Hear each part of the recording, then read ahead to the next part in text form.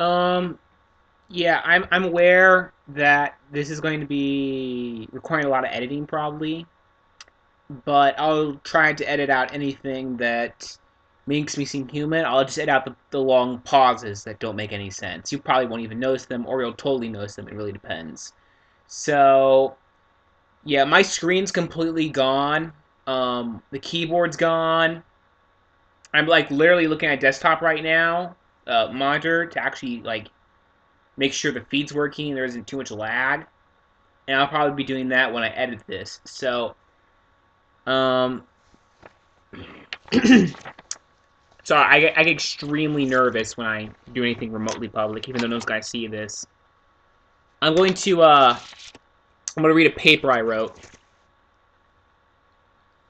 and you can form your own opinions on this paper I wrote. I read it previously. I think it's a reasonable paper.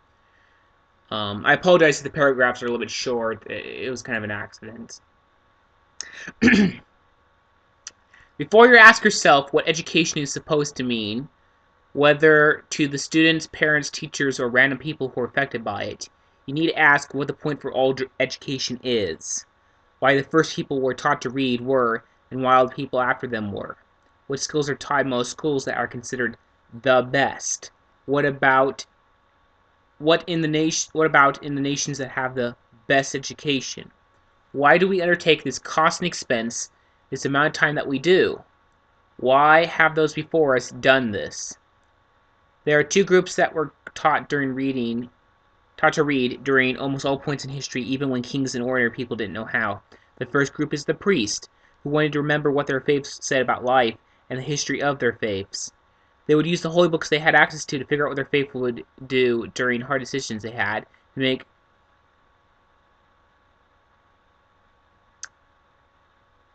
Sorry, I'm slightly confused. I'm gonna edit this part out. You probably won't even hear this.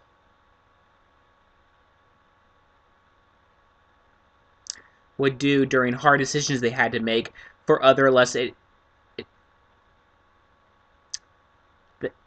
would do during hard decisions they had to make for less during hard decisions they had to make for other less educated followers. Thus they are educated to pass down knowledge and to be educated leaders. There is another group that learned to read. However, its ranks changed many times during history. Sometimes it was the statesmen and political leaders of the area. Other times it was their trusted servants. Whether it was one or the other doesn't matter. They learn to pass down or act on political knowledge. Leaders need to know what others before them have tried and what other leaders were doing so they could react to what was going on around them. My point is that whoever is educated at any given time is the people who are normally in charge. The people who can read are in power or very close to those are in power. In the modern first world, the people who go to school are the people who are meant to be in power. You may notice that pretty much everyone goes to school. That's because if you're reading this, you live in a democracy of some sort. Think about all the nations that withhold knowledge or education from their people. Are those people in power there? No. That's my point. You might be asking yourself how having the power to vote makes you like a priest or a scribe, or perhaps like a senator even. Well, think back to what I said about the reasons for their education. You might remember that when it was to make informed decisions as leaders. Well, you are in charge to a degree here. You need to make informed decisions with your ability to vote. Priests who don't know their holy books really are not the best, don't really know. Priests who don't know what their holy books really well don't know what their faith believes and are poor priests trying to lead other believers. Poor statesmen have lackluster educations. This is when when put together, means that you're a citizen of whatever nation you choose to live in permanently. You're a poor voter if you're not educated well. You're a poor leader as well, a poor believer, whatever you believe in. You're religious or not does not matter. You need to be able to give a speech to yourself. You need to be able to win yourself over in order to truly believe anything. You need to be educated to deserve power. That means you need to be a smart mother or father as well. So the place of the parents is to be leaders, know they're doing it and to be wise. Parents are provided with knowledge in the education system, and they need to pass that down so their children will be good parents as well. A well-educated parent is less likely to have children who end up in jail, feeling unloved, or are poorly educated. The parents of the many nations in the so-called free world have a responsibility to produce only the best citizens, leaders, and parents. If a parent has a child is hurt emotionally or physically at school, they need to, or at least try to do something about that. If their child is not in a safe learning environment, they are not learning as well as they need to.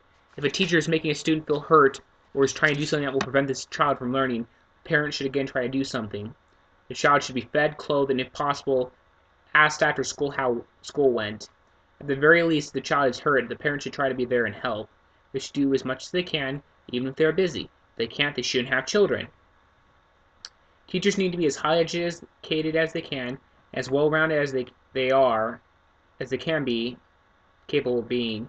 They are going to be the method education comes from, so they need to be the essence of what education is. History teachers need to teach how to be good citizens and what mistakes not to make. English teachers are very similar in this way. A teacher who can write a paper about what he or she believes is a good citizen. Math and science teachers make sure that students can be effective workers and live fruitful lives from their labor. Teachers should strive to be practical and or good at opening the minds of those they teach. The thing I say about parents should also be to a degree applied to teachers, for they have power and responsibility over students. Students should feel safe in their classrooms, and they should be built up, not torn down. If a student has trouble learning, they should be helped. If a student causes problems for other students, the teacher should be able to find out what is wrong so they can help. Teachers are like parents that they can produce poor citizens, and if their students are taught wrong, they could end up in all kinds of terrible places. Teachers have a lot of power, and they should know how to use it. I have many more thoughts on what education is and can be, but I happily have answered the questions that need answered today with any hope I'll, in the future, be a good citizen, parent, or and teacher. I'll do anything and everything to be as highly educated as I can. This video is probably going to require a lot of editing because I don't know what happened, because I literally, like, presented in front of, like, 25 people and I was fine, and I'm presenting in front of, what, 0 people, because no one fucking looks at my videos, and I can't make words. I should probably put this on Facebook so that, again, no one can see it. Maybe 2 people at most. Maybe my mom might pity me, but I seriously doubt it. Oh, I'm going to put up some poems right after this, so stay tuned. Or not, because you're probably going to see this after all those are already up there. Okay, never mind, whatever.